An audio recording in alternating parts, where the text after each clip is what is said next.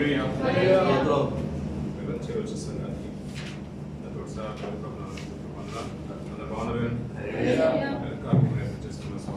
గారికి వారి కుటుంబానికి సంఘం తరఫున వందనాలు పిలుస్తాను. దేవుడు ఈ రీతిగా ఆనంద సజీవం నుంచి మరొక సెలవుదానపడిక ఈ సంవత్సరం 24-25 సంవత్సరంలో 13 సెలవుదానపడికలు అందరితో పాటు సంఘంతో పాటు కలిసి దేవుని సమర్పించే భాగ్యాన్ని పొందిన శ్రమల్ని జ్ఞాపకం చేసుకున్న తరుణాన్ని ఆ భాగ్యాన్ని దేవుడు మనకు అనుగ్రహించిన కాబట్టి దేవునికి ఘనత మహిమ ప్రభావాలు ఇవ్వగలు కలుగు గాక. కొద్దిపాటి సమయాన్ని వీళ్ళ సమయాన్ని ఒక 30 నిమిషాల్లోపు కార్యక్రమాన్ని ముగించుకునే ప్రయత్నం చేద్దాం. పిల్లల ఎప్పుడు రాసిన పత్రిక మొదటి అధ్యాయం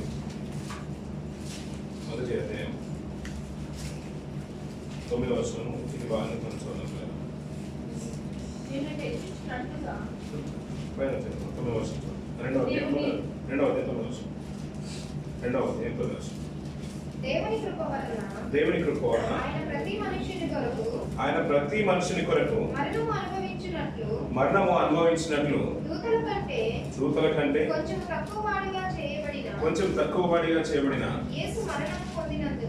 యేసు మరణము పొందినందున మహిమా ప్రభావములతో కిరీటం ధరించిన వానిగా ఆయనను చూచుచున్నాము. ఎవని నిమిత్తము సమస్తమును ఉన్నవో ఎవని వలన సమస్తమును కలుగుచున్నవో ఆయన అనేకులైన కుమారులను మహిమకు తెచ్చుచుండగా వారి రక్షణకర్తను శ్రమల ద్వారా సంపూర్ణంగా చేయుట ఆయనకు తగును. పరిశుద్ధపరచబడు వారికి సరిపోతుంది. ఇక్కడ మంచి మాట మాట్లాడుతున్నారు పిల్లలు. భక్తుడు పౌలు గారు హెబ్రీలకు రాస్తున్నాడు. అక్కడ హెబ్రీలు అనగానే ఇశ్రాయేలులోనే ఎన్నికైన జనాంగానికి సమూహానికి ప్రత్యేకంగా రాస్తున్నారు. హెబ్రీ అంటే ఒక సంఘం కాదు, అది అందులో ఇశ్రాయేల్లో పిలువబడుతున్న వారిని హెబ్రీలుగా మనం పిలిచేవారు. అబ్రాహాం గారు మొదలుకొని చాలా మటుకు హెబ్రీలు అని మన మాట మాట్లాడుతూ ఉంటాం.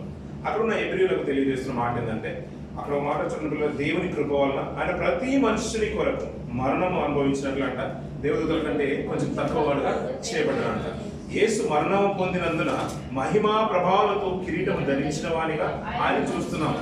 ఆయన అంటే మరణాన్ని పొందకున్నట్లయితే ఆయన కిరీటం దక్కేది కాదు పిల్లలు. మరణించి తిరిగి లేచాడు కాబట్టి ఆయన మహిమను పొందుకున్నాడు పిల్లలు. ఇంకా మాట్లాడుతూ ఎవరి నిమిత్తము సమస్తములు ఉన్నాయో ఎవరి వల్ల సమస్తము కలుగుచున్న ఎవరి వల్ల కలుగుతున్నాయని యేసుక్రీస్తు కలుగుచున్నది ఏది కూడా ఆయన లేకుండా కలగలేదు. అలాగే ఆ మాట మనసులో ఉంచుకొని ఎవరి నిమిత్తము సమస్తము ఉన్నావో ఎవరి వల్ల సమస్తము కలుగుచున్నావో ఆయన అనేకులైన కుమారులను మహిమకు తెచ్చుచుండగా, అంటే అనేకులైన కుమారులు ఎవరు? ఇప్పుడు మనము దేవునికి మనం అందరం కుమారులు కాబట్టి ఆయన మనలందరూ కూడా మహిమకు తెచ్చుచుండగా వారి రక్షణకర్త ఎవరు? ఇప్పుడు మనందరి రక్షణకర్త ఎవరు? యేసుక్రీస్తు వారిని శ్రమల ద్వారా సంపూర్ణంగా చేయుట దేవునికి తగును అంటున్నాడు పిల్లల. ఇంకా అందరికి ఒకటే మూలం, చెప్పేవారికైనా ఒకటే మూలం, పాటించే వారికైనా ఒకటే మూలం అంటున్నాడు. అందుకనే మీ అందరినీ సహోదరులని పిలుస్తున్నాను, సహోదరి మళ్ళీ పిలుస్తున్నాను దేవుడు మాటలు సెలవిస్తున్నాడు పిల్లల. ఇక్కడ మాట ఏంటంటే పిల్లల, మరణం వల్లనే ఆయనకు మహిమ వచ్చేసింది అంటున్నాడు. శ్రమల వల్లనే అతనికి సంపూర్ణమైన దశ వచ్చింది అంటున్నాడు పిల్లల. ఆ సంపూర్ణమైన స్థితి వచ్చింది అంటున్నాడు.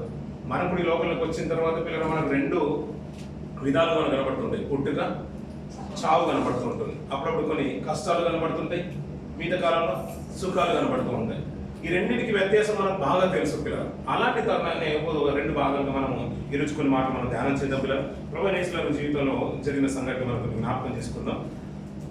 సామెతలు దాని సొలొమోను రాసిన మాటలు వచ్చి సామెతలు 8వ అధ్యాయం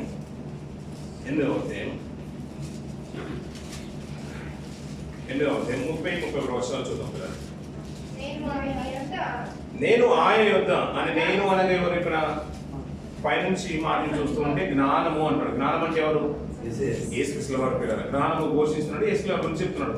నేను ఆయన యొద్ద అంటే తండ్రి యొద్ద ప్రధాన శిల్పి అంటే ఎవరైనా? ప్రధాన శిల్పి అంటే ఎవరు? ఇప్పుడు మెయిన్ వర్కర్ అన్నారు అనుకోండి. మెయిన్ వర్కర్ అంటే ఎవరు? ఇప్పుడు అందరూ వచ్చిన తర్వాత సైట్లో అందరూ వర్కర్లు అందరూ ఉంటారు, కానీ ఒక అతని కోసం ఉంటారు. అతను వచ్చి చెప్తేనే చేసే వాళ్ళు ఉంటారు పిల్లలు. దాంట్లో స్కిల్డ్ పర్సన్, స్కాలర్స్ ఎవరైతే ఉన్నారో వారి కొరకు ప్రత్యేకంగా చూస్తారు. ఇంజనీర్ వచ్చి చెప్పాలి, లేకపోతే ఫోర్మెన్ వచ్చి చెప్పాలి, అతను చెప్తేనే పని నడిపింపబడుతుంది. ఈయన అంటున్నాడు, నేను అనగా నెక్స్ట్ లెవెల్ చెప్తున్నాను మాట చూడండి పిల్లలు, నేను తండ్రి యొక్క ప్రధాన శిల్పి. ప్రధాన శిల్పి అంటే శిల్పులు చాలా మంది ఉన్నారు, చెక్కే వాళ్ళు చాలా మంది ఉన్నారు, శిల్పులు చాలా మంది ఉన్నారు. దాంట్లో ప్రధానమైన శిల్పి ఎవరు అంటారు? యేసుక్రీస్తు వారే ప్రధాన శిల్పి అంట పిల్లలు. ఆయన గురించి చెప్తున్నాడు పిల్లలు, ఆయన యొక్క ప్రధాన శిల్పిని అనుదినము సంతోషించింది. ప్రభు అయిన యేసు గారు భూమికి వచ్చిన తర్వాత ఒక్క రోజు కూడా సంతోషించడం మనకు చరిత్రలో కనిపించింది పిల్లలు. కానీ చరిత్రకు ముందు, ఆయన పుట్టుకకు ముందు, ఈ లోకానికి రాకంటే ముందు ఆయన పాత్ర చూడడం పిల్లలు ఎంత అద్భుతంగా ఉందో, హృదయాలు తాకి మాట అనిపించలేదు. ఆయన ప్రధాన శిల్పి అయి అనుదినము సంతోషిస్తున్నాడు పిల్లలు. అతను నిత్యం సంతోషించి వాడుగా ఉన్న అతన్ని చూడండి పిల్లలు, నిత్యము ఆయన సన్నిధిని, తండ్రి సన్నిధిని ఆనందించుచుంటిని, ఆయన కలుగజేసిన పరలోకను బట్టి సంతోషించుచు నరులను చూచి ఆనందించుచుంటిని అన్న పిల్లల. జీవితంలో చూడండి పిల్లల, ఆయన ఈ లోకానికి రాకముందు ఎలాంటి స్థితి ఉందంటే తండ్రి యొక్క ప్రధాన శిల్పి. ఇంకా లోకం చెప్పాలంటే కలుగున్నది ఏది కూడా ఆయన లేకుండా కలగలేదు. అంటే కలుగజేసింది ఎవరు? ఇప్పుడు యేసుక్రీస్తు వారు. తండ్రి చేశాడు పని అని అంటాం కానీ తండ్రి చేసినట్టు కనిపించట్లేదు. ఇప్పుడు ఎవరు ప్రధాన శిల్పి? ఎవరు? ఇప్పుడు చెక్కింది ఎవరయ్యా అంటే ఈ లోకాన్ని యేసుక్రీస్తు వారే. అది చూసి ఇది మంచిది అని తండ్రి సర్టిఫై చేసినట్టు కనిపిస్తూ ఉంటుంది మాటలను బట్టి. ప్రధాన శిల్పిగా ఆయన ఉంటూ ఉంటే అనుదినము ఆయన సన్నిధిలో సంతోషించుచు ఆనందించుచు ఉన్నాడు. అలాగే ఇంకా నరులను చూచి పరలోకను చూచి ఎల్లప్పుడూ ఆనందిస్తున్నాడు పిల్లల. ఈ మాటను మనసులో ఉంచుకొని పిల్లలు హెబ్రీయుల రాసిన పత్రిక 5వ అధ్యాయంలో కూర్చొని పిల్లలు అక్కడ ఒక మాట మాట్లాడుతున్నాం. తెలిసిన మాట, ఆ మాట చూసుకుని ముందు పిల్లలు ఏడవ వచనం, శరీరధారి ఉన్న దినములలో మహారోదనములతోను కన్నీళ్లతోను తను మరణం నుండి రక్షింపగలవానికి ప్రార్థనలు యాచనలు సమర్పించి సరిపోతుంది పిల్లలు. ఇప్పుడు అక్కడ మాట్లాడుతున్న పిల్లలు అనుదినము సంతోషించి ఆయన ఈ లోకానికి వచ్చిన తర్వాత ఎలా ఉన్నాడంట? శరీరధారిగా ఉన్న అన్ని రోజులలో కూడా మహారోదనతో ఉన్నాడు పిల్లలు. ఆయన ఇక్కడికి లోకానికి రాకముందేమో తండ్రి దగ్గర సంతోషం ఉంది. ఈ లోకానికి వచ్చిన తర్వాత ప్రతిసారి ఎలా ఉన్నాడంటే బాధతోని, కన్నీళ్లతోని, ప్రార్థనలతోని యాచనలు సమర్పించినట్టు మనకు కనబడుతుంది పిల్లలు. ఇంకంతేందుకు పిల్లలు, శిలువ త్యాగం మరణం ముందున్నప్పుడు అలా ఎలా దుఃఖక్రాంతుడైన కొన్ని మాటలు చూసుకొని ముందుకు వెళ్దాం పిల్లలు. లూకాసు వార్త 22వ అధ్యాయం 43వ వచనం నుంచి కొన్ని మాటలు మనం చూద్దాం పిల్లలు. కనపడి బలపరిచెను. ఆయన వేదన పడి మరింత ఆతురగా ప్రార్థన చేయగా ఆయన చెమట నేల పడుచున్న గొప్ప రక్త బిందువు వలె ఆయన అంటున్నాం పిల్లలు. అక్కడ ప్రార్థనలో చేస్తూ ఉండే చెమట రక్తంగా మారిపోతుందంట. ఇంకా ఆయన మాట్లాడుతున్న మాట ఏంటంటే వేదన పడి మరింత ఆతురతగా ప్రార్థన చేయగా అంటున్నాడు పిల్లలు. ఆ మరణాన్ని తలుచుకుంటూ ఉంటే నిజంగా ఆయన ఇంకా మరణమంతగా అగునంతగా అంటాడు. ఆ మాట కూడా చూద్దాం పిల్లలు.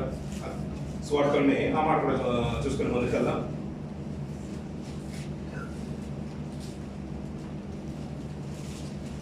మార్కు సువార్త 13వ అధ్యాయం 14వ అధ్యాయం, మార్కు సువార్త 14వ అధ్యాయం 33వ వచనం నుంచి కొన్ని మాటలు చూద్దాం పిల్లలు. మార్కు సువార్త 14వ అధ్యాయం 33వ వచనం నుంచి ఇక్కడ వ్యక్తులు కూడా మనకు కనబడుతుంది చూడండి పిల్లలు. పేతురును యాకోబును యోహాను వెంట పెట్టుకొని పోయి మిగిలిన విభ్రాంతి నొందుటకును చింతాక్రాంతుడు అవుతను ఆరంభించెను. అప్పుడు ఆయన నా ప్రాణము మరణమగునంతగా దుఃఖములో మునిగి ఉన్నది అంటున్నాడు పిల్లలు. మరణం కంటే ముందు ఆయన ప్రార్థిస్తున్నప్పుడు ఏంటంటే పిల్లల ప్రార్థనలో ఆయన ప్రార్థిస్తున్న అర్థమవుతుంది. మరణం ముందు ఉంది, ప్రార్థన ఏంటంటే మరణమగునంతగా కన్నీటితో ప్రార్థన చేస్తున్నట్టుగా మనకు అర్థమవుతుంది. బాగా విభ్రాంతిని పొందుతున్నాడు, ఆతురతగా ప్రార్థన చేస్తున్నాడు, మరీ ఎక్కువగా ప్రార్థన చేస్తున్నాడు. అతని చెమట రక్తం వలె మారిపోతుంది, అంత ప్రార్థన చేస్తున్నాడు. ఎందుకంటే ముందున్నది మరణము, శిలువ త్యాగము, అంతేకాదు శ్రమలు అన్నట్టుగా మనకు బాగా తెలుసు కదా పిల్లలు.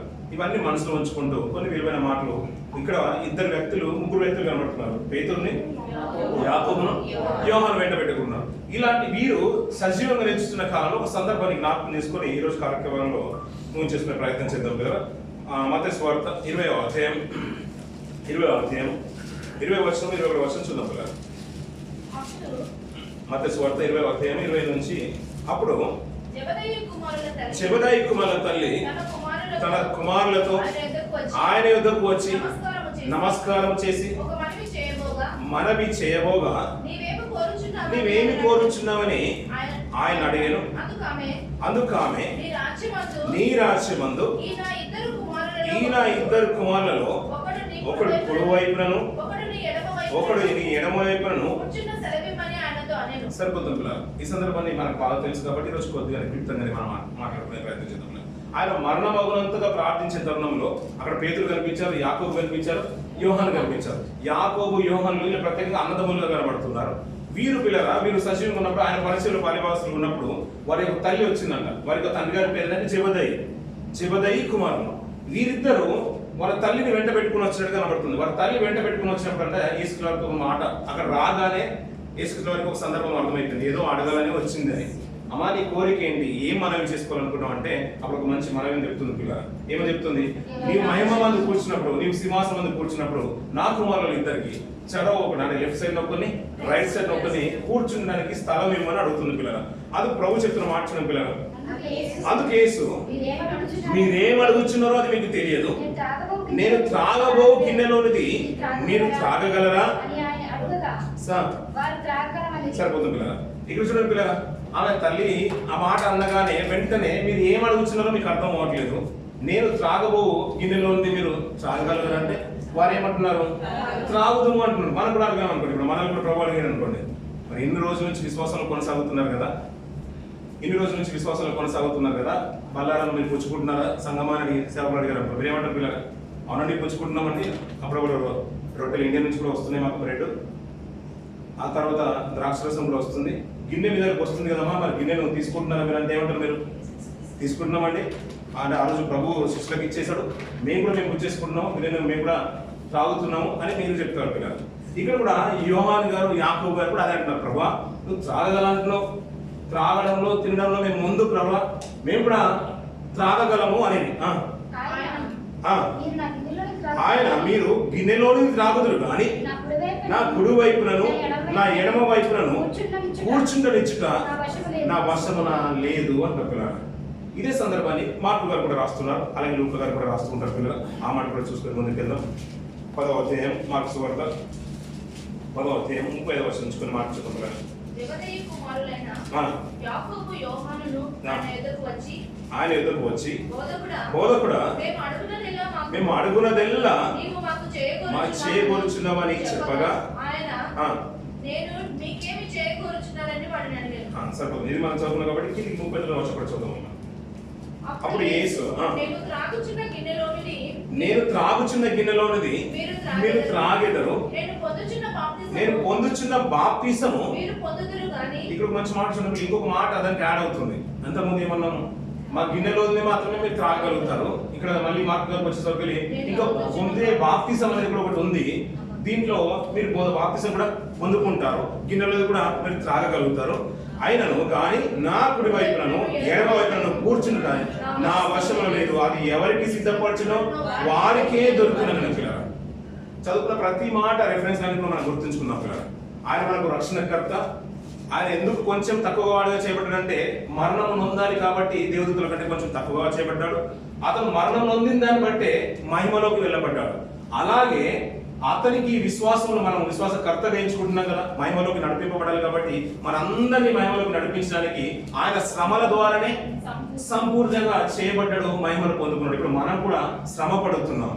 అయ్యా ఆ తరుణాలన్నీ కూడా జ్ఞాపకం చేసుకుంటే, మరణించిన సందర్భంలో కూడా జ్ఞాపకం చేసుకుంటే ప్రతి క్షణం అతన్ని కన్నీరు మున్నీరు ఉన్నట్టుగా మనకు కనబడుతుంది. బ్రతుకాలం అంతా కూడా శరీరధారిగా ఉన్న దినంలో రోదనతోనూ కన్నీళ్లతోనూ యాచనలు సమర్పించినందునే అతను సమర్పింపబడ్డాడు. అంటే బ్రతుకాలం అంతా కూడా అతనికి దుఃఖమే మిగిలింది అన్నట్టుగా మనకు అర్థమవుతుంది. పిల్లలు ఏ రోజు కూడా సంతోషించినట్టుగా కనిపించలేదు. మనం కీర్తన ఎత్తి పాడినట్టుగా మనకు కనబడుతుంటుంది, మోకరిల్లి ప్రార్థించినట్టు కనబడుతుంది, వాక్యాన్ని ప్రకటించినట్టు కనిపిస్తుంది. కానీ ఎక్కడ కూడా భూమి మీద అతను సంతోషించినట్టుగా కనిపించదు పిల్లలు ప్రభువు.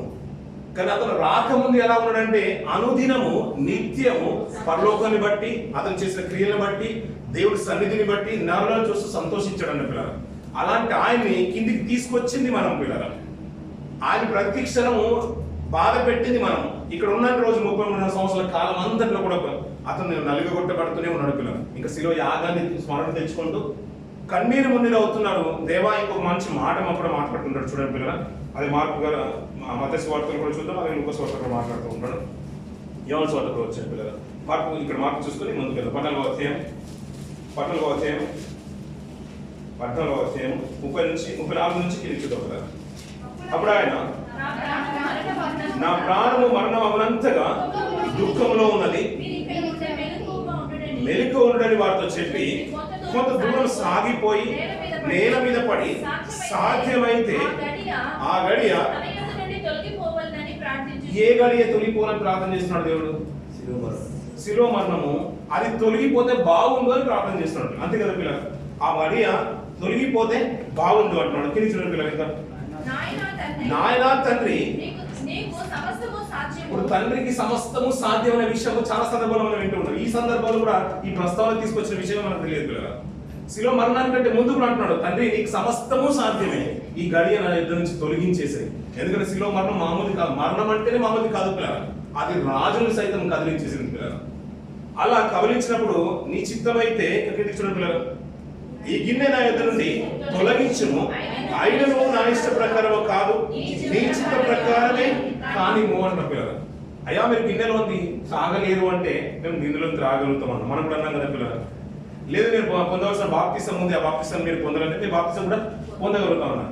ఈ బాప్తిసం పొందగలుగుతారు, గిన్నెలో త్రాగలుగుతారు. కానీ తండ్రి అక్కడ కూర్చున్నప్పుడు నా కుడి పక్కన కానీ ఎడమ పక్కన కానీ కూర్చుంట నా వశంలో లేదు. తండ్రి ఎవరికి సిద్ధపరచనో అది వారికి ఉంది. ఇప్పుడు నిత్యమైనకు మనకు కారణకుడైన ఆయన శ్రమ వలన సంపూర్తి చేస్తున్నాడు. మనం కూడా శ్రమ పొందితేనే దేవుని రాజ్యంలో ప్రవేశం పొందుతాం పిల్లలు. ఇప్పుడు చాలా మంది మంచి మంచి సింగర్స్ ఉన్నారు పిల్లలు, మనకు మంచి మంచి ప్రార్థన పనులు ఉన్నారు, వాక్యం చెప్పేవారు ఉన్నారు, స్తుత్యారం చేసేవారు ఉన్నారు, ఇలా వాయిద్యాలు వాయించే వాళ్ళు ఉన్నారు, ఆలయాన్ని సిద్ధపరిచే వాళ్ళు ఉన్నారు.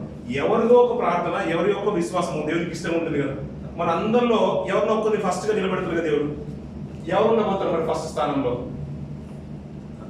ఎవరికో ఒకరికి ఇవ్వబోతున్నాడు. ఇప్పుడు అందరికంటే కాదు పిల్లలు, మనం తెలిసిందంటే లోకంలో ఫస్ట్ ప్రైజ్ ఉంటుంది, సెకండ్ ప్రైజ్ ఉంటుంది, థర్డ్ ప్రైజ్ ఉంటుంది. అలా కాదు.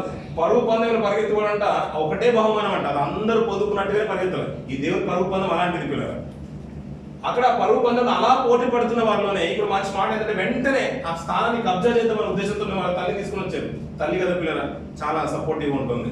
ఇద్దరు కుమారుల మీద ఇద్దరిని పరిచయకు సమర్పించుకుంది. వారి మీద ఆశ ఏంటంటే, అయ్యా నీ కుడి పక్కన ఒకరిని ఎడమ పక్కన ఒకరిని కూర్చుని పెట్టాలంటే అది నా వశంలో లేదన్నారు. అలా వశంలో కావాలంటే నా గిన్నెలోని త్రాగగలిగేవారై ఉండాలి. అంతేకాదు నేను పొందవలసిన బాప్తిసం నీకు పొందేవారై ఉండాలి. అయ్యా నేను గిన్నెలో నేను త్రాగగలుగుతాను, బాప్తిసాన్ని పొందగలుగుతామని అంత ఖండితంగా చెప్పగలుగుతున్నారు వాళ్ళిద్దరు. ఇంతకీ ఆయన చూపుతున్న మాటలు ఏంటంటే పిల్లరా, అయ్యా ఈ గడియ నీ చిత్తమైతే దూరం కాకుండా కానీ ప్రార్థిస్తున్నాడు. అంతేకాదు నీకు అసాధ్యమైన ఏది లేదు తండ్రి అంటున్నాడు. అంటే శిలువ మరణం అంత కఠినమైందా పిల్లరా? అంత కష్టమైందంటారు. ఒక మంచి మాట పిల్లరా, భక్తుల జీవితంలో చూస్తూ ఉంటే పిల్లరా, దేవుడు తనకు తోడుగా ఉన్నవాడిని ఎలా ఆదరిస్తాడో కొన్ని మాట చూసుకుని ముందుకెళ్ళిన పిల్లరా. కీర్తన భాగము ఇందాక చదువుకున్నాం కదా పిల్లలు, అందరి పక్క కీర్తనలు 23వ అధ్యాయం మొదటి నుంచి కొన్ని మాటలు చదువుకోవాలి. యెహోవా నా కాపరి, నాకు లేమి కలగదు, పచ్చిక గల చోట్లను ఆయన నన్ను పరుండ చేయించున్నాడు, శాంతికరమైన జలముల యొద్ద నన్ను నడిపించుచున్నాడు, నా ప్రాణములకు ఆయన సేద తీర్చుచున్నాడు, తన నామమును బట్టి నీతి మార్గంలో నన్ను నడిపించుచున్నాడు, గాఢంధకారపు లోయలలో నేను సంచరించినను నీవు నాకు తోడయ్యుందువు, నీ దుర్గకర్రయు నీ దండమును నన్ను ఆదరించును, నా శత్రువుల ఎదుట నీవు నాకు భోజనం సిద్ధపరచదువు, నూనెతో నా తలాంటి ఉన్నావు, నా గిన్నె నిండి పొరుచున్నది అంటున్నాడు. నేను బ్రతుకు దినంలో నీవు కృపాక్షేమములే నా వెంట వచ్చును. సరిపోతుంది. ఈ కీర్తన అందరికి నోటెడ్ కదా పిల్లలు. అక్కడ భక్తుల జీవితాల గురించి మాట్లాడుతూ ఇంత గొప్పగా బ్రతుకుతున్నారు కదా నాకు ఇద్దరు కుమారులు. అయ్యా మరి ఆ స్థానం కోసమే కదా మా పోరాటం అంతా, ఆ నిత్యతో కైవసం చేసుకోవడానికి కదా. మంచి పొజిషన్ మా ఇద్దరు కుమారులు కావాలంటే ఆ పొజిషన్ ఇచ్చేది నా చేతిలో, నా స్వాధీనంలో లేదు, అది తండ్రి స్వాధీనంలో ఉంది. కానీ దానికి వెళ్ళాలంటే నాతో పాటు పాలిభాగస్తులు ఉన్నారు, పరిచయంలో శిష్యుల్లో. అంతేకాదు నేను ఇచ్చే గిన్నెలో నేను తాగే గిన్నెలో ఉంది, వారు తాగేవారై ఉండాలి, నేను పొందే బాప్తిసం వారు కూడా పొందుకునేవారు. ఇప్పుడు ఇంతకీ ఆ గిన్నెలో ఏముందంటే ముందు కనబడేది మాట ఏంటంటే పిల్లరా, మనకు కనిపిస్తున్న మాట అంటే సిలువ మరణం కనబడుతుంది, ముందు శ్రమలు కనబడుతుంది. అయ్యా నీ చిత్తం అయితే నీకు అసాధ్యమైనది ఏది లేదు కదా తండ్రి, నీకు అసాధ్యమైనది ఏది లేదు, ఈ గడియ దయచేసి తొలగించమని ప్రార్థించి ఆయన దీనికోసమే కదా నేను వచ్చింది. మార్కు గారు రాస్తుంటారు, లూకా గారు రాస్తుంటారు, యోహాను గారు కూడా అదే మాటలు రాస్తుంటారు. పిల్లలు నా చిత్తం కాదు నీ చిత్తం అయితే దీన్ని తొలగించు, ఈ గిన్నెల నాయకు నుంచి తొలగించమంటారు. గిన్నెలో మేము త్రాగగలుగుమంటున్నారు కదా, అంత శిరోమరణం కూడా వెళ్ళేంత సాహసం ఎవరు చేస్తున్నారు ఇప్పుడు? ఆ ఇద్దరు అనాలోచితంగా మాట్లాడినా వారికి ఇద్దరు వెళ్ళడానికి సిద్ధమవుతున్నారు పిల్లలు. అంతెందుకు పిల్లలు, కీర్తనకారులు భక్తులు మాట్లాడుతున్నారు. ఒకరు ఒక మందకు కాపరిగా ఉంటే కాపరి ఎలా ఉంటాడంట? గొర్రెల్ని కాస్తూ ఉంటాడంట పిల్లలు. భక్తుడు ఒక ఉద్దేశం, ఒక అలంకార ధోరణితో మాట్లాడుతున్నాడు. తన జీవితంలో ఎలా ఉందంటే యెహోవా నాకు కాపరిగా ఉన్నాడు. ఆయన కాపరిగా ఉంటే ఎలా ఉంటాడంట? పచ్చిక గల చోట్లను నన్ను పని చేస్తున్నాడు పిల్లలు. ఆయన పచ్చిక గల చోట్లు ఉన్నాడు కదా, ఇప్పుడు పరలోకాన్ని బట్టి ఆయన చేసిన పనిని బట్టి ఎప్పుడు సంతోషించే ప్రభువైన యేసు గారు ఈ లోకంలోకి వచ్చిన తర్వాత ఆయన ఎదుర్కొన్న శ్రమలు ఒక్కసారి స్మరణ తెచ్చుకుంటే పిల్లల, ఆయన చేస్తున్న మంచి పనిని బట్టి బాప్తిసం తీసుకోగానే వెంటనే మనకు కనిపించిన స్వరం ఏంటి? ఒక పావురం కనిపించిన పరిశుద్ధాత్మ రూపంలో ఈయన నా ప్రియ కుమారుడు, ఈయన నేను ఆనందిస్తున్నాను. ఇప్పుడు ఆనందించే వ్యక్తికి మనం ఎలా ఉంటాం పిల్లల?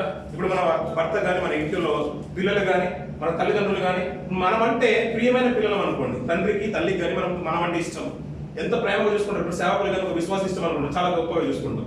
అంతేగాని మనకు నచ్చిన వారు ఉన్నారు, కంపెనీలో బాస్ కానీ ఫోర్మెన్ కానీ మనం నచ్చామనుకోండి, మన ఇంట్లో యజమానురాలు కానీ మనం నచ్చామనుకోండి, మనకు నచ్చిన ఫుడ్ పెడుతూ ఉంటారు, మనకు నచ్చిన వస్తువు ఇస్తూ ఉంటారు, అన్ని నచ్చినవి ఇస్తూ ఉంటారు పిల్లలు. కష్టం రాకుండా ఎలా ఉంటుంది? వెన్నంటే ఉండి కాచుకుని ఉంటారు పిల్లలు. అలాగే ఒక గొర్రెను దావీదు గారు అలా రాస్తున్నారు కదా, నా కాపరి ఎవరయ్యా అంటే యెహోవా అంటున్నాడు. ఆ కాపరి ఎలా కాస్తున్నాడు? అతన్ని పచ్చిక గల చోట్ల నన్ను పరుణ చేయించినాడు. పచ్చిక గల చోట్ల ఆయన పరుణ చేస్తున్నాడు. నిజంగా చెప్పండి పిల్లలు, తండ్రి ఎవరిని ఎక్కువగా ప్రేమిస్తున్నాడు? ఎవరిని ఎక్కువగా ప్రేమించాడు? యేసు ప్రభువునే ఎక్కువగా ప్రేమించాడు పిల్లలు, అంతే కదండి. అందుకనే ఆ ప్రియ కుమారుడు పని చేస్తున్న ప్రతి తీరును బట్టి ఇతను నా ప్రియ కుమారుడు, ఈయన నేను ఆనందిస్తున్నాను అన్నాడు. ప్రియమైన కుమారుడు అన్నాడు. అందుకనే అతను వధించినప్పుడు పిల్లల ప్రపంచం అంతట్లో కూడా చరిత్రలో మనం ఇప్పటికి కూడా మనం స్మరణ చేసుకుంటాం. ఫ్రైడే రోజు ఇంకా ప్రత్యేకంగా జ్ఞాపకం చేసుకుంటాం. ఆ ప్రపంచంలో భూలోకంలో కదిలిన కదలికలు, ఆ శక్తులు కూడా అన్ని కదిలిపబడుతూ ఉంటాయి. ఎందుకంటే ఆ మరణము చరిత్రకు ఎక్కిపోయింది. అంత ఇంత కాదు, మరి నేను నీ అంత ఆనందిస్తున్నాను అన్నాడు. కాబట్టి మరి ఇతనికి తోడుగా ఉన్నట్టుగా, దావీదు గారికి తోడుగా ఉన్నట్టుగా మరి ప్రభు కూడా తోడుగా ఉండాలి కదా. పచ్చిక గల చోట్ల ఆయన నన్ను పరుండ చేయించిన నీ కాపరి, ఒక గొర్రెలతో ఉన్న వ్యక్తిత్వం, ఇద్దరికి ఉన్న సంబంధాన్ని తెలియజేస్తూ దేవుడు నాకు తోడుగా ఉంటే నేను పచ్చిక గల చోట్ల నన్ను నడిపిస్తున్నాడని కీర్తనకారుడు మాట్లాడుతున్నాడు. ఆయన మీదేమో ప్రియ కుమారుడు అంటున్నాడు కదా, ఆయన మీద పచ్చి మొద్దుని మోపేశాడు పిల్లలు. పచ్చి మ్రానునే అతని మీద మోపి, భుజస్కంధాల మీద మోపి అతను మోయలేక మోస్తూ వస్తున్నాడు. అదే పచ్చి మాను అయ్యా నువ్వే మోయాల్సిందని అతని మీద మోపి అది చూసి దేవుడు సంతోషిస్తున్నాడు పిల్లలు. అంటే సంతోషించే వారి పట్ల మనం కఠినంగా ఉంటామా, ప్రేమగా ఉంటామా? ఇప్పుడు నిజమైన ప్రేమ దేంట్లో కనబడుతుంది? నిజమైన ప్రేమ ఎక్కడ కనబడుతుంది పిల్లలు? ఇప్పుడు చూడండి పిల్లలు, కొన్ని కుటుంబాలు చూడండి, కొన్ని స్నేహాలు చూడండి పిల్లలు. ఎక్కువగా మనం అమితంగా ప్రేమిస్తూ ఉంటామో అక్కడే మనం ఎక్కువ పని చేయాల్సి వస్తుంది. లేదు ప్రేమ లేదు, మామూలుగా ఉన్నాం అనుకోండి, ఏ సంబంధం లేదనుకోండి, ఏం చేయాల్సిన అవసరం లేదు పిల్లలు, ఏం చేయాల్సిన అవసరం లేదు. అతను ప్రియమైన కుమారుడు కాబట్టి ఆ భారం అంతా తొలగించాల్సిన బాధ్యత ఎవరి మీద పెట్టేశాడు? ఇప్పుడు కుమారుని పెట్టేశాడు. ఇక్కడ ఈ కాపరి యెహోవా తన కాపరిగా ఉన్నాడు కాబట్టి దావీదుకి ఎలా కాస్తాను చూడండి, శాంతికరమైన జనంలో నన్ను నడిపిస్తున్నాడు, నా ప్రాణంలో ఆయన సేద తీస్తున్నాడు. ఆయన దప్పికైనప్పుడు పిల్లల కనీసం దాహం తీర్చుకోవడానికి కూడా నీళ్ళు అందింపలేదు పిల్లల ప్రపంచం. ఆయన కాపరిగా ఉన్నాడు కదా. ఇప్పుడు ఆయన ప్రియమైన కుమారుడు అయితే అతనికి లోటు అంటూ ఏది ఉండదు ప్రపంచంకి వచ్చిన తర్వాత. ఇంకా కింది కొన్ని మాటలు మాట్లాడుతారు. గారంధకారపులో నేను సంచరించినను, ఏ అపాయాలకు భయపడను, నీవు నాకు తోడై ఉందువు, నీ దుడ్డు కర్రయు నీ దండము నన్ను ఆదరించినట్టు. అంటే అన్ని విధాలుగా నీ సరౌండింగ్ అంతా కూడా నేను కాపాడుతాను, నేను ప్రొటెక్ట్ చేస్తాను, నీకు కావాల్సిన ప్రతిదీ కూడా నేను సమకూరుస్తానని మాట్లాడుతాను పిల్లలు. అక్కడ చూడండి పిల్లలు, ఇంకా ప్రభు యొక్క వేదన చూడండి, నన్ను ఎలా నువ్వు చేయి విడిస్తే ప్రభు అని దేవుడికి విన్నవించుకున్నట్టు కనబడుతుంది. నన్ను ఎలా విడిచేసావు? ఇక్కడేమో నువ్వు అందరూ అంత గొప్పగా కాపాడుతావు కదా తండ్రి, నేను కూడా నీ ప్రియ కుమారుని కదా, నన్ను ఎలా నువ్వు చేయి విడిచిద్దు అని అంత కన్నీరు మున్నీరు అవుతుందంటే పిల్లరా, ఎవరిని ఎక్కువగా ప్రేమిస్తున్నాడు? ఇప్పుడు దావీదు గారిని ప్రేమిస్తున్నాడా, మనల్ని ప్రేమిస్తున్నాడా? ఇప్పుడు మనల్ని ప్రేమిస్తున్నాడు కాబట్టి మనల్ని విడువక కాస్తున్నాడు పిల్లలు. అతను ప్రియమైన కుమారుడు కాబట్టి అతను పని చేసి ముందుకు ఈ ప్రాణత్యాగం చేయాలి కాబట్టి అతను విడవాల్సిన పరిస్థితి వచ్చింది. కానీ ఆ శిలువ త్యాగాన్ని స్మరణ తెచ్చుకుంటూ ఈ మాటలు చదువుతుంటే ఇంకో మంచి మాట జ్ఞాపకం వస్తుంది. నా శత్రువుల ఎదుట నీవు నాకు భోజనం సిద్ధపరచదు, నూనెతో నా తలాంటి ఉన్నావు, నా గిన్నె నిండి పొర్లుచున్నది అంటే పిల్లల నూనెతో ఇక్కడికి మన జీవితాలే కానీ దావీదు గారి జీవితాలే కానీ దేవుడు ఏం చేశారు పిల్లలు ప్రతిసారి నూనెతో మన తలను అంటుతున్నాడు పిల్లలు. మన సకల ఐశ్వర్యాలు ఆయుర్వేలు కుటుంబంలో సమృద్ధి అని వాతావరణాన్ని అన్ని కూడా మనకు అనుగ్రహిస్తున్నాడు. అంతేకాదు నా గిన్నె నిండి పొర్లుచున్నట్టు కుటుంబంలో సమృద్ధిగా కనబడుతుంది పిల్లలు. ఏ లోటు కనబడ ఏ రోజున మీరు ఆలోచించండి పిల్లలు. ఏ జీవితంలో నన్ను ఆలోచించండి. లోకంలోనే మరీ కొన్ని బీదలు ఉంటారు కదా బయట డైలీ భిక్షం ఎత్తుకొని నోచుకొని లేనివారు. కానీ మన జీవితంలో చూడ ఏ రోజు తినడానికి లేదు అనే పరిస్థితి రాదు పిల్లల. ఏ రోజు తినడానికి లేదు అని రాదు. అందుకని ప్రతిసారి సమృద్ధి వాతావరణం మనం తినగా మిగిలిపోతుంది. చాలా మటుకు మనం పడేస్తూనే ఉంటాం పిల్లలు. ఈ రోజు రేపటి వరకు ఉంచుకో మనం. అలా సమృద్ధి వాతావరణం మన ఇంట్లో ఉంటుంది. మనం దీవించే అవసరం. కానీ ప్రభుని జ్ఞాపకం చేసుకుని పిల్లలు పచ్చి మ్రానును తన మీద మోపిస్తున్నాడు. పచ్చి మానవుడు మోపిస్తున్నాడు. అంతేకాదు మన మీద ఏమో నూనెకు మన తలకు నూనె అంటున్నాడు. తనకేమో తలకు ముళ్ళ కిరీటం పెట్టిస్తున్నాడు. అంతేకాదు గిన్నెకు మాట్లాడాడు నా గిన్నె నిండి పొర్లుచున్న నా గిన్నెలో చూస్తూ ఉంటే శిలో మరణమంతా ప్రభుకు స్మరణ తెచ్చుకుంటూ ఉంటే అయ్యా ఈ గిన్నె నీ చిత్తమైతే నీకు సాధ్యమైతే నా యుద్ధ నుంచి తొలగించు ప్రభు అని తండ్రిని విన్నవించుకుంటున్నాడు పిల్ల. అయ్యా ఇంత ఘోరమైన మరణాన్ని వాళ్ళు చూస్తూనే ఉన్నారు. కల్లారా చూసిన తర్వాత శిష్యులు కల్లారా చూసిన తర్వాత యాకోబు యోహానులు ఇంకా యోహాను గారు అయితే బాగా అసలు త్యాగం సందర్భంలో కూడా మనకు అక్కడే ఉన్నట్టుగా కనిపిస్తుంది. అంతేకాదు పిల్లలు పేతురు గారు ఆ తీర్పు జరుగుతున్న పరిసర ప్రాంతంలో కనబడుతున్నట్టు కనబడుతుంది. కానీ అక్కడ గొల్గొతా కొండకి ఎక్కిన తర్వాత పేతురు గారి ప్రస్తావన కనిపించదు. మనకి యాకోబు గారి ప్రస్తావన కనిపించదు. ఎవరు కనబడుతుంటారు అక్కడ? యోహాను గారు కనబడుతుంటారు. అట అంతా అక్కడ మరణమంతా చూసిన తర్వాత యోహాను గారు యాకోబులు అదే తీర్మానించుకోవచ్చు. అయ్యా నువ్వు గిన్నె అంటున్నావు కదా, ఈ శిలువ త్యాగమేమో ఇంత పరమార్థం ఈ గిన్నెలో ఉందా అంటే మేము ఏదో అనుకున్నాం అనాలోచితగానే మేము మాట్లాడేస్తాం. ఇప్పుడు మేము కూడా బలాన్ని పుచ్చుకుంటున్నాం, మేము కూడా తాగేస్తున్నాం, ప్రతిసారి మేము కూడా తాగేస్తున్నాం. ఇది మాకు మామూలుగానే కనబడుతుంది. మేము ద్రాక్షరసం అనుకుంటాం, ప్రభు రక్తం అనుకుంటున్నాం. అంతా ఒక ఆలోచన పూర్వంగా ఉద్దేశపూర్వకంగా మనసులో అంతా కూడా దేవుని ప్రత్యక్షం చేసుకుని తీసుకున్న చాలా అరుదులు కనబడుతుంటాం పిల్లలు. ఎప్పుడో ఒకసారి ఏదైనా బాధ కలిగినప్పుడు దుఃఖం వస్తుంది తప్ప కానీ ప్రతిసారి మనం దుఃఖిస్తాం పిల్లలు. కానీ ఆ రోజు శిలువ త్యాగనంతా కూడా చూసిన తర్వాత ఆ ఇద్దరు మాత్రం చలనం బాగా పెద్ద మొత్తంలో కల్పించింది పిల్లలు. బ్రతుకుల మార్పు వచ్చేసింది. తర్వాత జీవితం ఎలా ఉండబోతుందో వారి జీవితంలో చూసిన పిల్లలు అపోస్తల కార్యం 12వ అధ్యాయం వచ్చిన పిల్లలు మొదటి మార్చడం అపోస్తల కార్యం 12వ అధ్యాయం మొదటి వచనం చూద్దాం. అదే కాలమందు రాసిన హేరోదు సంఘపు వారిలో కొందరిని బాధ పెట్టటకు బలాత్కారంగా పట్టుకొని యోహాను సహోదరుడైన యాకోబును ఖడ్గముతో చంపించేసానంట పిల్లలు. ఇది యూదులకు ఇష్ట కార్యం అని తెలుసుకున్నాడంట పిల్లలు. అక్కడ మార్చిన పిల్లలు యాకోబు గారిని అక్కడ చూడండి యోహాను సహోదరుడైన యాకోబును ఖడ్గముతో చంపించేసాడంట పిల్లలు. అంటే ప్రభువు తన ప్రాణాన్ని పెట్టే కన్నా ముందు ప్రార్థిస్తున్నప్పుడు ఎవరెవరిని తీసుకుని వెళ్ళిపోయాడు? పేతురు గారిని, యాకోబును, యోహాను గారిని తీసుకుని. యాకోబు యోహాను ఎలా ఉన్నారంటే ఒక తండ్రి పిల్లలుగా కనబడుతున్నారు. పరిచయలో కూడా ఇద్దరు కనబడుతున్నారు. వారు ప్రభువా నీతో పాటు మేము ఎక్కడికైనా వస్తాం, నువ్వు తాగింది మేము తాగుతాం, మీరు తిన్నది మేము తినబోతాం, ఇంతవరకు ప్రతిసారి మీతో పాటు కలిసే భోజనం చేస్తున్నాం కదంటే అయ్యా ముందు నా గిన్నెలో మీరు త్రాగలేరు అంటే మీ ఏ గిన్నె అయితే మీరు తాగుతారో ఆ గిన్నెను నేను కూడా త్రాగుతున్నాను. మీరు పొందే బాప్తిసం ఏదైతే ఉందో ఆ బాప్తిసం మేము కూడా పొందేదామన్నారు. అలా వస్తున్న తరుణంలో పిల్లలు ఆయన శిలువకి ఎక్కాడు.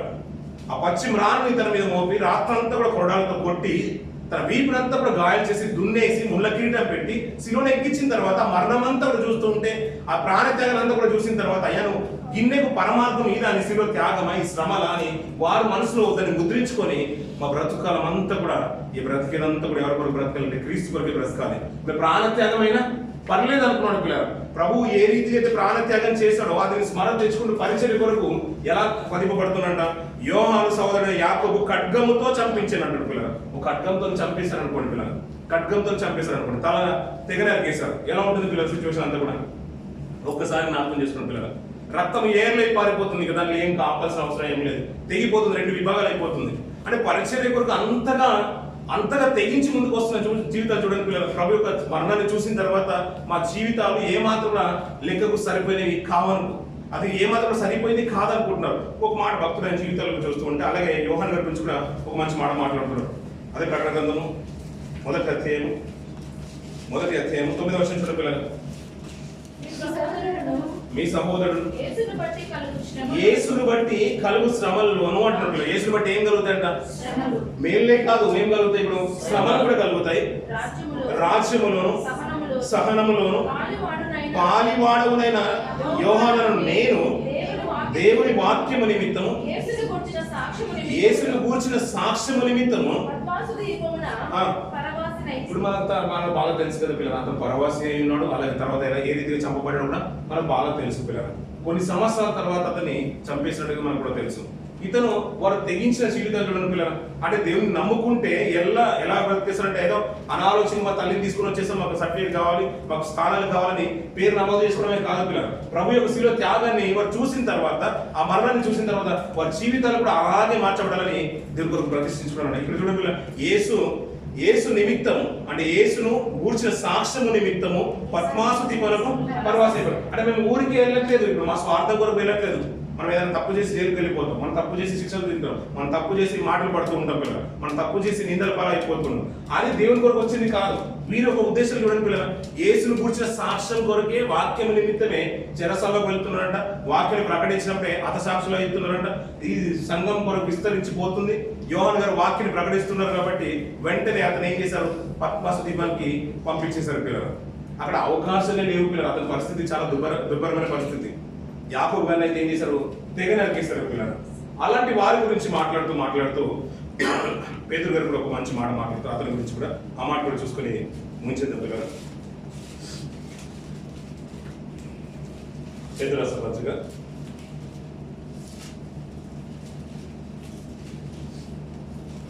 పత్రిక రెండవ పత్రిక మొదటి అధ్యాయం పైనుంచి 15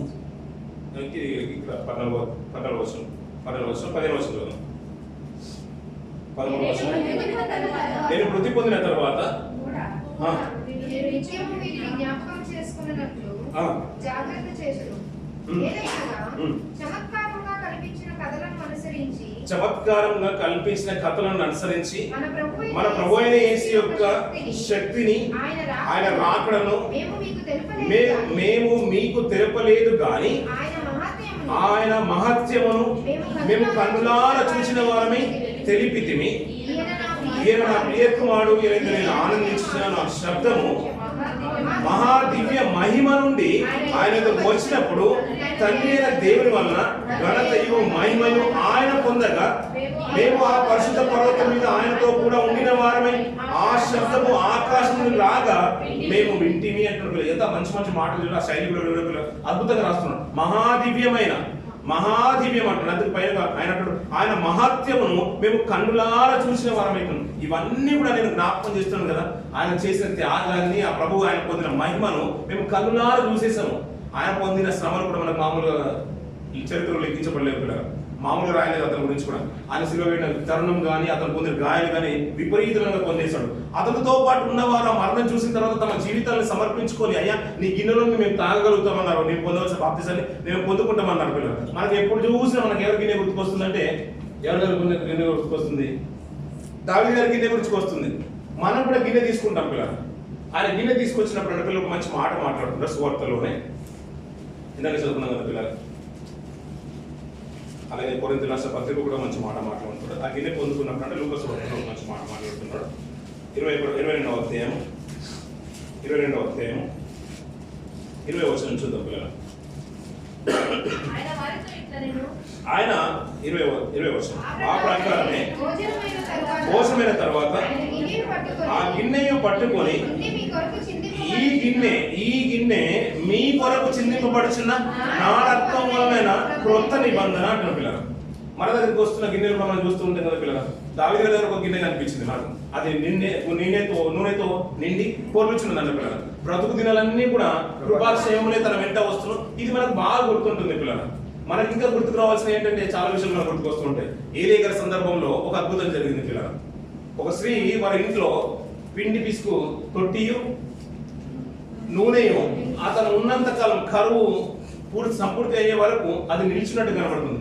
ఎలీషా గారి కాలంలో మనకు కూడా కనబడుతుంది. 2వ రాజుల గ్రంథంలో ఎలీషా గారి కాలంలో కూడా ఒక స్త్రీ తన ఇంట్లో, అంటే తన సేవకుడు పెనిమిటి చనిపోయిన తర్వాత తనకున్న అప్పు తీర్చడానికి అరువు తెచ్చుకున్న పాత్రలన్నీ కూడా ఎలీషా ఏం కావాలంటే, నా దగ్గర ఏమున్నదంటే కొన్ని పాత్రలు ఉన్నాయి, నూనె పెట్టి ఉన్నాయంటే పాత్రలు ఉన్నాయంటే నువ్వు ఇంటికి వెళ్ళి అన్ని పాత్రలు తెచ్చుకోమంటే ఒక అక్షయ పాత్ర లాగా ఎన్ని పాత్రలు అయితే ఉన్నాయో అన్ని పాత్రలు నూనె నింపే వరకు నూనె ఏమైపోలేదు, ఆగిపోలేదు అంటాడు పిల్లలు. అన్ని పాత్రలన్నీ నిండిపోయిన తర్వాత నూనె నిలిచిపోయినట్టు కనబడుతుంది. మనకు అక్షయ పాత్రకు అక్కడ కనబడుతుంది, అక్కడ పెండి పీసులు తొట్టియు మన గంపయు దీవిపడిన ఆవిషలు గుర్తుకొస్తుంటే దావీదు గారి కాలంలో ఆ గిన్నె కూడా మనకు కనబడుతుంది పిల్లలు. కానీ ప్రతిసారి మనకి ఇవ్వబడిన ఆ గిన్నెలు కావంట.